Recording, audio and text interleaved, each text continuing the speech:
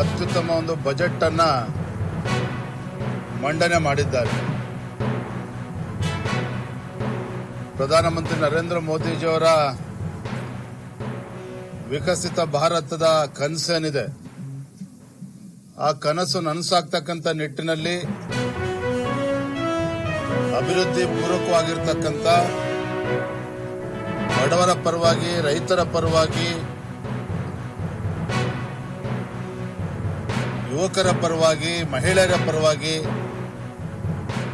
ಒಂದು ಅತ್ಯುತ್ತಮ ಬಜೆಟ್ ಅನ್ನ ನೀಡಿದ್ದಾರೆ. ನಾವ್ಯಾರೂ ಕೂಡ ನಿರೀಕ್ಷೆ ಮಾಡಿರಲಿಲ್ಲ.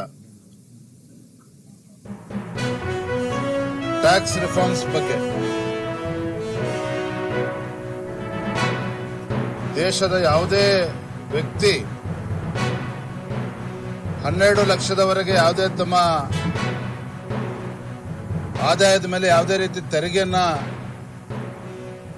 ಕಟ್ಟುವಂತಿಲ್ಲ ಅಂತಕ್ಕಂಥ ಒಂದು ಐತಿಹಾಸಿಕ ನಿರ್ಧಾರ ವಿಶೇಷವಾಗಿ ದೇಶದ ಮಧ್ಯಮ ವರ್ಗದವರಿಗೆ ಸಾಕಷ್ಟು ಅನುಕೂಲ ಆಗಿದೆ. ಬಹಳಷ್ಟು ವರ್ಷಗಳಿಂದ ನಿರೀಕ್ಷೆನೂ ಕೂಡ ಇತ್ತು. ಆ ಒಂದು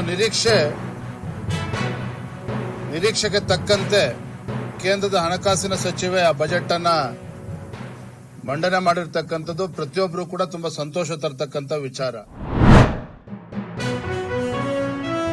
ನೈಸರ್ಗಿಕ ಸಂಪತ್ತು ಬಹುಶಃ ದೇಶದ ಇತರ ಕಡೆಗಳಲ್ಲಿ ದೊಡ್ಡಷ್ಟು ವಿರಳವಾದಂಥ ನೈಸರ್ಗಿಕ ಸಂಪತ್ತು ಅಲ್ಲಿ ಐತಿ. ವನ್ಯೌಷಧಗಳ ಗೂಡೋದಾಗೈತಿ. ನಾವು ಸಣ್ಣವರಿದ್ದಾಗಲಿಂದೂ ನಾವು ಕೇಳ್ತಾ ಬಂದಿದ್ದೀವಿ. ಅಲ್ಲಿ ಅನೇಕ ಸಿದ್ಧರು ಸಾಧರು ಇದ್ದರು. ಈಗಲೂ ಕೆಲವು ಸಿದ್ಧರು ಸಾಧರು ಅಲ್ಲಿ ಇದ್ದಾರೆ. ಅವರು ಸಾಧನೆಯನ್ನು ಮಾಡ್ತಾ ಇದ್ದಾರೆ ಅಂಥೇಳಿ. ಅದಕ್ಕಿಂತ ಮುಖ್ಯವಾಗಿ ಜನರನ್ನು ಪ್ರಾಣವನ್ನು ರಕ್ಷಿಸ್ತಕ್ಕಂಥ ವನ್ಯ ಸಂಪತ್ತು ಏನೈತಲ್ಲ, ಅದಕ್ಕೆ ಬೆಂಕಿ ಇಡೋದು ಮಹಾಪಾಪ.